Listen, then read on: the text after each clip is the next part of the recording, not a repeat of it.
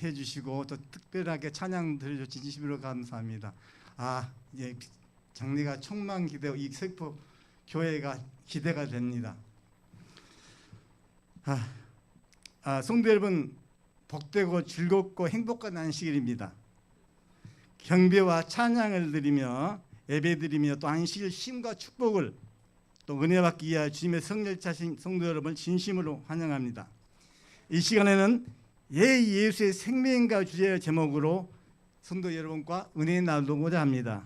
먼저 본문 요한복음 10장 9절에서 10절에 있는 말씀을 성경 좀 펴시기 바랍니다. 요한복음 10장 9절에는 10절 말씀은 다 같이 한번 읽어보도록 하면 좋겠습니다. 요한복음 없으시면 여기 주보에 있죠. 주보에 있는 말씀 참고하시면 좋겠습니다. 찾으시 힘드시면은 주보에 있는 말씀 뒷면에 있습니다. 요한복음 10장 9절에 10절에 있는 말씀 다 같이 입을 모아서 읽어보도록 하겠습니다. 내가 문이니 시작. 내가 문이니 누구든지 나로 말미암아 들어가면 구원을 얻고 또는 들어가며 나오며 꼴을 얻으리라. 도둑이 오는 것은 다만 도둑질하고 죽이고 멸망시키려 함이거니와 내가 온 것은 양들의 생명을 얻게 하고 또 생명을 더욱 풍성하게 얻게 하려 함이라. 여기 온 한 목사님은 목회 신앙 체험대회를 가나요? 신앙 간증 말씀드리고자 합니다. 이 목사님은 학식이 풍부하고 신앙적 믿음이 투철한 소문난 분이었습니다. 그걸 이 목사님 미국에서 석사과정 2학교에서 마쳤고 박사학위까지 받은 유명하고 대단한 목사님이셨습니다. 그리고 귀국하여 어느 교회에 담임하게 되는데 미국의 유명한 대학에서 박사학위를 딴 대단한 목사님 설교를 하신다고 소문이 나자 그 교회는 부흥이 발길이 일어나고 힘이 넘치고 성도들이 온 교회에 가득 차게 됩니다. 그리고 이 목사님 설교는 힘이 있고 활력이 넘쳐서 다른 설교자에게 들을 수 없는 해박한 지식과 학식과 새로운 것도 들려주셔서 교인들은 설교랑 바로 저런 거야 하면서 감격하여 박사 목사님이라고 자랑하고 다녔습니다. 그러나 1년이 지나자 교회는 차츰 생명력을 잃어가게 되었습니다. 목사님의 당상의 설교는 지성과 학식이 담은 고상한 내용의 설교가 계속되고 있었지만은 교인들은 더 이상 감동을 받지 않았고 또 3분의 2 이상이 졸고 있는 상태로 그런 상태로 계속 지속되었던 것입니다. 2년이 지나서부터는 불결이 차츰 식어지고 힘이 없고 나약해져서 많이 약해지자 실망한 목사님은 왜 이럴까? 이 부분 불길이 식어질까? 이런 걱정을 하시면서 그 장애가 요소가 무엇인지 찾아내려고 무척 애를 쓰게 됩니다.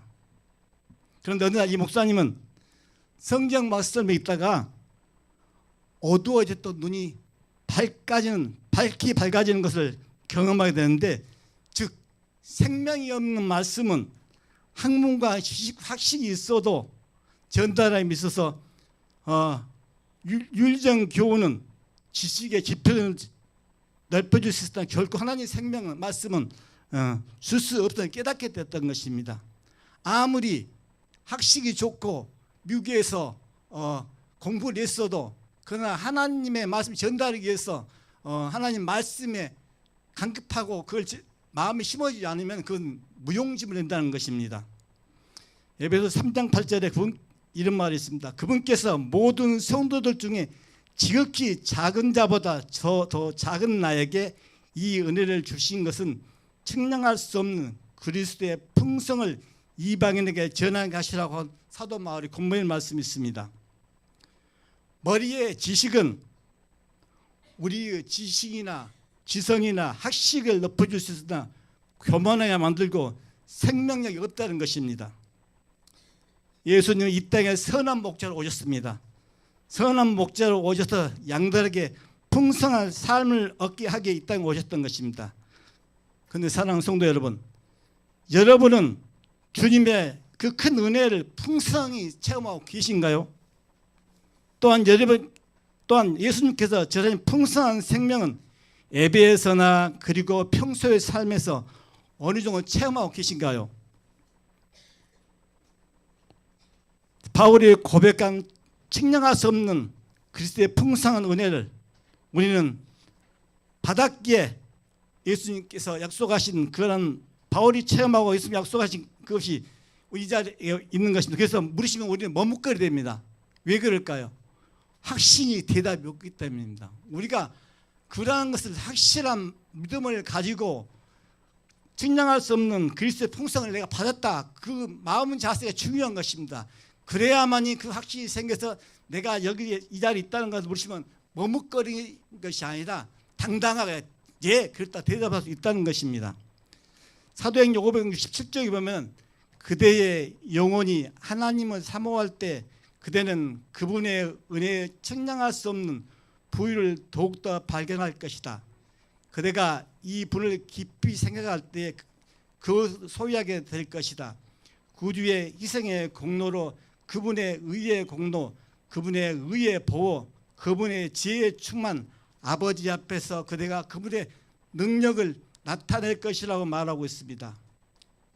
측량할 수 없는 그리스도의 풍성함, 곧 타락한 인류에게 즉 우리에게 값없이 제공된 은혜의 보화를 안전한 그대로 주심으로 구원의 구속의 계획은 하나님 희생 또 곧 하나의 선물을 통하여 세워졌고 그리스도의 은혜로 가난을 부유하게 하신다는 주님의 말씀인 것입니다.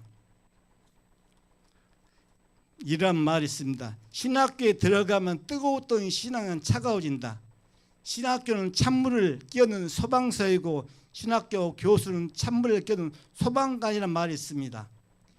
왜 성경을 연구하고 가르치는 신학교에서 이런 말이 있을까요? 이런 게 다만 신학교만 문제일까요? 학식조가 학문적으로 자기 머리대로 배우려고 하고 교수들은 그것을 자기 머리대로 자기 지식대로 가르치려고 하니까 이 말이 나온 것입니다. 하나님께 간절히 기도하고 하나님의 가르침 심령으로 받아들이고 또 교수는 그것을 가르침 심령으로 전해드리려고 하면 그것은 자연히 자기께 되는데 그것을 하지 않고 이런 것을 하기 때문에 신학교에서 이런 말이 나왔던 것입니다. 고린도전서 4장 24절에 보면은 이런 말이 있습니다. 하나님 나라는 말에 있지 아니하고 권능에 있느라 말합니다. 그렇습니다. 하나님의 나라는 말에 있지 않습니다. 성경은 문법적으로 학문적으로 분석하고 연구하면서 가르친다고 다 생명력이 있다는 것은 아닙니다. 아무리 재정운을 받고 박사 학위를 따도 자기 머리 지식이 아닌 생명력이 있지 아니하면 그것은 생명력이 없고 하나님의 말씀이 임하지 안 한다는 것입니다. 우리를 변화시키는 능력이 있어 그것이 바로 생명력이고 생명의 능력이라는 것입니다. 이러한 변화의 능력은 기도함으로 겸손하고 말씀 속에서 성령의 역사가 이루어지고 지혜와 지식을 자신의 지식이 아닌 하나님께 구함으로 이루어진다는 것입니다. 성도 여러분, 우리는 지금 단지 그리스도 성도로서 예배를 드리고 또 봉사하고 훈련하고 있는가 아닌가, 또한 풍성한 예수님의 체험이 간증하고 있는가, 성도 여러분 한 번쯤은 고민해 보시기 바랍니다. 그렇다면 예수님이 말씀하신 풍성한 생명은 어떤 것일까요? 우리가 맑은 밤 하늘을 쳐다보면은 육안에 볼 수 있는 별이 약 1600개, 1700개 정도랍니다. 그러나 실제의 별은 700개 별이 떠 있다고 합니다. 해라 하면은 억, 조, 경, 즉 700해라 하면은 바닷가 모래알처럼 사막의 모래알처럼 그만큼 많다는 것이며 그만큼 큰 숫자라는 것을 뜻하는 것입니다. 이 넓고 광활한 우주 공간에 별들이 떠 있고 해가 떠 있고 달들이 떠 있고 하나님 다스리십니다. 그래서 우리의 마음속에 신음소리, 머릿결 하나하나까지 세시고 80억 사람과 생각과 표정, 행동, 겸손한지 교만한지 정확히 알고 계신다는 것입니다. 여러분, 보잉 747 비행기 한 대에 얼마만큼 부품이 들어가서 비행기 한 대가 나오는지 아십니까? 자그마치 600만 개의 부품이 들어가서 비행기 한 대가 나옵니다. 그와 마찬가지로 우리 몸에는 약 100조 개의 세포가 살아서 움직입니다. 그 세포가 살아있어서 또 죽고 생산되고 그러므로 말미암아 우리가 살아있는 존재가 되고 걸어다니게 되고 숨을 쉬고 움직이는 사람이 된다는 것입니다. 그 분량이 자그마치 보잉 747 비행기에 15만 6천 대의 부품이 들어있는 그러한 분량이 우리 세포가 있다는 것입니다. 우리는 하나님의 크신 능력을 다 이해하고 실감하지 못하지만 하나님은 위대하시고 정결하시고 공의로운 분이십니다. 풍성한 생명은 하나님의 접속된 생명입니다. 그것은 예수님께서 약속하신 영생, 참된 생명, 복된 생명이요 죄의 고난을 죽음을 극복한 생명이라는 것입니다. 신앙생활을 할수록 점점 풍성한 생명을 체험할 수 있는 길은 과연 무엇일까? 우리 한번 고민해 보시기 바랍니다. 요한복음 15장 5절을 봅니다. 나는 포도나무요 너희는 가지니라. 저가 내 안에 거하고 내가 저 안에 거하면 사람은 많은 열매를 맺나니 나를 떠나서는 아무것도 할 수 없느니라. 신명기 52쪽에는 이런 말이 있습니다. 그들이 그리스도를 떠남으로 저희 생애에 그분의 은혜가 결핍되어 자기 특성이 드러나게 된다. 그리하여 하나님 곁에 그들은 봉사는 남보다 높고 하자는 욕망과 거칠고 추악한 모습으로 인해 더럽혀진다. 우리가 그리스도인으로서 봉사 또한 헌신이 실패하게 된 원인은 바로 욕망과 가시욕과 명의욕과 자만심, 이기심들이 살아있어서 실패하게 된 중에 중요한 원인 중에 하나이며 하나님 사업에 미미하게 끼치게 되고 하나님 사업에 실패하게 된다는 중에 하나라는 것입니다. 오늘 한 장로님에게 집사님으로부터 전화가 걸어왔습니다. 장로님, 제가 자는 할아버지의 병원에 입원해 계시는데 돌아가시 전에 복음 좀 전해 주시지 않겠어요? 이런 전화를 받고 장로님은 병원에 가보니 할아버지는 배에 복수가 차있고 벽에 임산무처럼 배가 부르고 그 배에 호스를 집어넣고 입에는 산수 마스크가 세워져 있었습니다. 금방이라도 돌아가시던 할아버지에게 장로님은 할아버지, 하나님 할아버지를 사랑하십니다. 할아버지는 눈을 감고 의식이 없으셨습니다. 그런데 장모님 병실에 들어서가면서부터 계속 옆에서 떠드는 소리가 있었는데 알고 보니 키가 크고 덩치가 좋은 부인이 장로님을 보고 삿뜨지라면서 이렇게 말했습니다. 나가는 말이야. 우리도 부처님 믿고 끝났는데 예수쟁이가 와서 떠들어 재수없게 그렇게 한 말을 한 사람이 바로 할아버지의 큰딸이었습니다.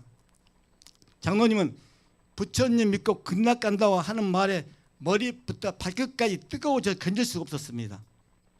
그래서 벌떡 일어나서 장로님이 그 딸의 손을 붙잡고 밖으로 내가서 이렇게 말했습니다. 당신은 지금 이후라도 예수님을 믿고 구원받을 수 있지만 당신은 아버지는 이 순간을 놓치면 당신은 원하든 원치 않든 구원을 받을 수 없고 그러기에 나중에 당신이 가슴치며 크게 후회할 거라고 그러니 구원을 받을 수 있도록 예수님을 믿고 낙원에 가시게 기회를 주라고 했더니 그렇게 기세 든다고 야단치는 딸은 알았어요 하면서 거기를 떨구면서 마음대로 하세요 이렇게 말하는 것이었습니다. 장로님 할아버지께 료모 10장 9절 내가 뭔지 누군지 나로 말미암아 들어가면 구원을 얻고 또 들어가면 나오면 꼴을 얻으리나 이러한 말씀을 읽어드리자. 그러면서 예수는 예수를 믿어야 되는지 할아버지께 설명하자. 할아버지께서는 의식이 들어와서 의외로 복음을 듣고 순순히 예수를 영접하게 장로님 너무나 감사해서 감사 찬양을 마음속으로 부르던 것입니다. 그런데 그 순간 할아버지께서 언제 장로님 손을 잡으셨는지 잡은 채로 고개를 끄덕이면서 이렇게 말했습니다. 난 하나님께서 나에게 복음을 주시니 감사합니다. 이렇게 말했던 것입니다. 그러므로 장로님은 너무나 감사해서 할아버지는 찬양도 모르고 예수님도 누구신지 모르셨는데 마지막에 예수님을 영접하시고 구원의 확신을 주셔서 이렇게 뜨겁게 맞아주시니 감사합니다. 이러한 뜨겁고 간절한 기도를 마치자 할아버지께서는 누우신 채로 손을 올리면서 가족들이 일일이 짚으면서 이렇게 말씀했습니다. 나는 이제 구원을 받고 하늘나라에 가는데 저 사람들은 불쌍해서 어떡하냐고 그렇게 말씀하셨던 것입니다. 장로님은 그러면 좋은데 어디냐고 묻자 하늘나라 아버지 집이라고 말씀하시면서 할아버지는 가장 행복하고 평안한 얼굴로 하나님 품에 안기셨던 것입니다. 마지막 순간에 성령께서 할아버지의 영의 눈을 넣으시고 영의 길을 열어주셔서 하늘 본향의 비밀을 깨닫게 해주셨던 것입니다. 우리는 대체로 보면 사람을 편애해서 복음을 전하게 됩니다. 될 수 있으면 있는 사람, 젠틀한 신사 같은 사람, 그런 사람을 구분해서 복음을 전하고자 합니다. 그러나 이 장로님처럼 곧 죽어가는 사람, 건강하지 않고 죽어가는 사람, 그 사람들 위해서 복음을 전하는 이 장로님 얼마나 아름답고 교귀한 장로님이십니까? 죽어간 그 생명을 위하여 금방 죽을지라도 복음을 전하고자 하는 그 믿음을 가지는 그 놀라운 하나님의 놀라운 사랑, 그것을 우리가 체험하지 않으면 그러한 것을 경험할 수 없다는 것입니다. 요한복음 9장 25절 봅니다. 그가 응답하여 이르되 그가 죄인인지 아닌지 나는 알지 못하며 한 가지 아는 것은 내가 눈이 멀었으나 지금 보는 것이니이다 하며 예수님의 진흙에 침을 발라 시각장애인의 눈에 바르시고 실로의 모세가 씻으라 했더니 눈을 뜬 놀라운 기적을 체험했습니다 하고 시각장애인은 고백하게 되는 걸 봅니다. 이 시각장애인은 죄가 무엇인지 잘 모릅니다. 그러나 자기가 가장 소망한 것은 보는 것, 눈을 뜨는 것입니다. 그것을 예수님이 간청들 예수님은 이 진흙을 발라 침을 발라서 실로 목가에서 씻어했을 때 예수님은 충분한 능력이 있으신 분입니다. 손수 그렇게 하지 않아도 말로 기적을 베풀 수 있는 분이십니다. 그런데 왜 그랬을까요? 이 사람의 믿음과 순종을 보기 위해서 그랬던 것입니다. 과연 믿음으로 응하고 순종하겠는가, 그런 믿음을, 그 마음을 가지고 예수님께 손수 행했던 것입니다. 그래서 그러나 이 시각장애는 그것을 받아들이고 너무나도 눈을 뜨고 싶은 그 심정이 강해서 예수님이 허락하시는 대로 실로의 목가에 가서 씻었던 것입니다. 그 믿음이야말로 진정한 하나님의 놀라운 사랑의 믿음이 아니 무엇이겠습니까? 사랑하는 성도 여러분, 여러분 예수님을 믿기 전과 비교해 지금 확실한 변화가 있으신가요? 변화가 있었으면 영적으로 성장한 것입니다. 우리가 우아하게 하나님을 믿었던, 드라마틱하게 하나님을 믿었던, 평범하게 하나님을 믿었던 예수님이 믿기 전에 비해서 지금 확실히 변화가 있으면 믿음으로 성장한 것이고 거듭나는 것이 하나님의 은혜라는 것을 당당히 말해야 된다는 것입니다. 이러한 사람 모두에 되어야 한다는 것이고 그것으로 말미암아 우리의 마음이 풍부해지고 믿음이 자란다는 것입니다. 여러분, 뿔이 달다고 말로만 하지 말고 얼마나 단지 먹어보고 체험해야 복음이 머리에 지식이 되지 않고 영적 진리가 가슴 위에 진리가 되어 생활의 지식이 되어야 한다는 것입니다. 그를 체험한 것을 간증하기 위해 구체적인 방법은 과연 무엇일까요? 바로 예수님께 밀착시켜서 해야 된다는 것입니다. 밀착시키시고 접속해야 한다는 것입니다. 요한복음 15장 4절에서 5절을 다시 봅니다. 내 안에 거하라 나도 너희 안에 거하리라. 가지가 포도나무에 붙어있지 않으면 절로 과실을 맺을 수 없나니 너희도 내 안에 있지 아니하면 그러하리라. 나는 포도나무여 너는 가지니 저가 내 안에 네가 저 안에 있으면 이 살은 과실을 많이 맺나니 나를 떠나서 너희가 아무것도 할 수 없습니다. 그렇습니다. 포도나무 가지가 포도나무에 붙어 있으면서 수액을 계속 빨아들여야 꽃이 피고 열매가 열리듯이 우리도 예수님이 밀착하여 붙어 있으면서 수액을 계속 빨아들여야 합니다.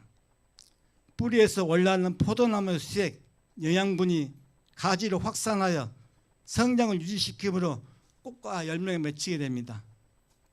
마찬가지로 주님께 흘러나오는 생명을 주는 성령도 능력도 영혼에 스며들면서 우리들의 영혼과 생각까지도 하나님의 뜻에 따르고 굴복하게 되어 거룩한 행위에 기른 열매를 맺을 수 있게 된다는 것입니다.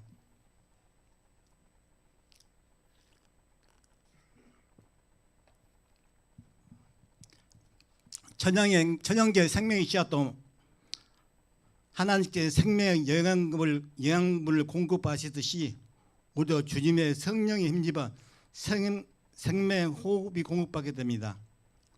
종로교단 69조에 보면은 그대들이 거룩한 생애를 살려고 하면 가지가 열매를 많이 맺기 위하여 원체에 붙어 있어야 하는 것처럼 그리스도께 의존해야 할 것이다. 예수를 떠나서는 아무 생명도 없는 것이고 은혜 가운데 자라지 못하며 정결의 능력을 가지지 못하는 것이다. 그렇습니다. 우리는 주님께 생명을 받았으며 시들지 않고 열매를 맺지 못한 일이 없을 것이랍니다. 생명가에 시냇가에 심은 나무같이 항상 푸르고 싱싱하며 또 모든 사람에게 영양 공급을 받듯이 모든 사람에게 힘과 능력이 상기게 되는 것입니다. 그럼 우리는 생명의 영양 공을 받는 우리가 모두가 돼야 된다는 것입니다. 미국의 한 교회의 존 라이프 목사님은 5가지 이렇게 설명했습니다. 첫 번째, 인식하라는 것입니다. 요한복음 15장 5절 나를 떠나선 너희가 아무것도 할 수 없느니라. 조금 전에 말씀드린 것처럼 우리는 예수님의 접목받은 사람이고 예수님 믿는 사람들이고 성도이자 하늘의 자녀들입니다. 그러므로 우리는 예수님이 함께 있어야 살아있는 사람이 되고 함께 가지에 붙어 있어야 하는 것처럼 우리는 진짜로 살아있는 존재가 되는 것입니다. 그러므로 우리는 항상 하나님께 붙어 있으므로 우리의 삶이 생명의 씨앗이 되고 생명의 말씀이 되고 생명의 능력이 되는 것입니다. 두 번째로 기도하라는 것입니다. 아무도 염려하지 말고 모든 일에 기도와 간구로 너희가 구하고 하나님께 아뢰라는 것입니다. 이 세상에 살면 우리는 항상 염려 속에 살아갑니다. 어떻게 하면 건강할까?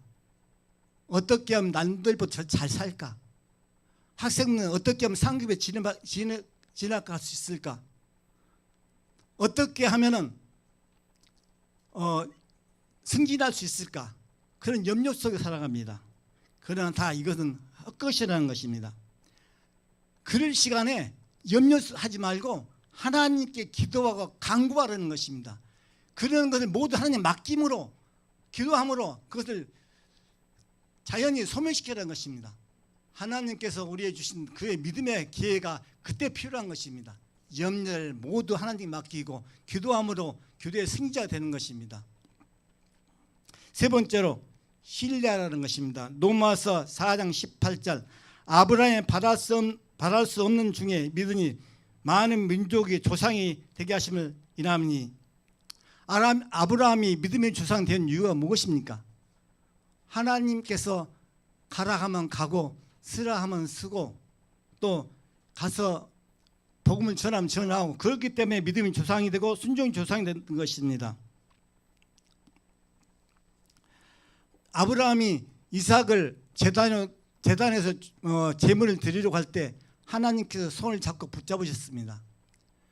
아브라함이 하고자 하는 그 믿음을 보기 위해서 하나님께서 드리려고 했던 것입니다. 그러나 하나님께서는 그걸 멈추게 하시고 아브라함의 손을 멈추게 하시고 제물을 예비해 주셨던 것입니다. 네 번째로 행동하라는 것입니다. 마태복음 3장 5절에 이때 예루살렘과 온 유대와 요단강에서는 다 그에게 나와. 우리는 예수님께서 우리에게 사명을 부여하셨습니다. 우리가 하고자 하는 일이 무엇입니까? 이웃을 돌아보고 또 복음을 전하는 일에 그 사명을 맡기셨던 것입니다. 우리 사명을 받았으므로 행하지 않으면 예수님께 죄를 범하는 게 되는 것입니다. 내 자신만 구원받는 것이 아니라 모든 이에게 복음의 기별을 드림으로 그 사람들이 하나님의 복음의 기별을 깨닫고 받아들이면 내 기쁨이 되고 하늘의 기쁨이 된다는 것입니다. 그러한 모두가 되시길 간절히 소망합니다. 다섯 번째로 감사하라는 것입니다. 에베소 5장 20절에 항상 우리 주 예수 그리스도 이름으로 항상 아버지께 감사하며 이런 말이 있습니다. 우리는 세상에 살면서 감사함이 없으면 우리는 시체는 마찬가지입니다. 감사는 하나님께서 부여하신 기적에 받는 첫 걸음이겠습니다. 감사로 말미암아 죽음에서 병으로, 죽음에서 삶으로, 삶에서 병에서 아픔에서 건강함을 일으킨다는 것입니다. 그래서 감사라는 말이 명약주의 명약이라고 하겠습니다. 이러한 우리가 진짜로 감사함을 살고 감사함을 표현할 줄 아는 믿음의 성도가 되어야 한다는 것입니다. 우리가 하나님께 예물을 드리는 것은 무엇 때문입니까? 하나님께 우리의 드리고자 하는 그 마음을 표현하고 감사함으로 하나님 드린 것입니다. 11금은 그건 문제야. 11금 의무적으로 자연히 드려야 합니다. 그건 감사하고는 별거입니다. 왜냐? 내 하나님 자손이기 때문에 하나님 자녀는 11금은 의무적으로 따라야 됩니다. 그러나 그의 각종 헌금들은 이것은 감사함 속에서 우러나는 그런 믿음에서 우러나는 것입니다. 그 감사가 표현함으로 이루어진 것입니다. 그래서 우리의 마음속에 뜨겁게 하나님께 드리고자 그 욕망과 그 드리고자 그 마음의 기쁨에 있어서 그곳에 가야 감사와 행복과 기쁨이 넘치게 된다는 것입니다. 여러분, 예수님만이 나의 주님이신 것을 인식하고 기도하면 기적을 많이 체험하게 됩니다.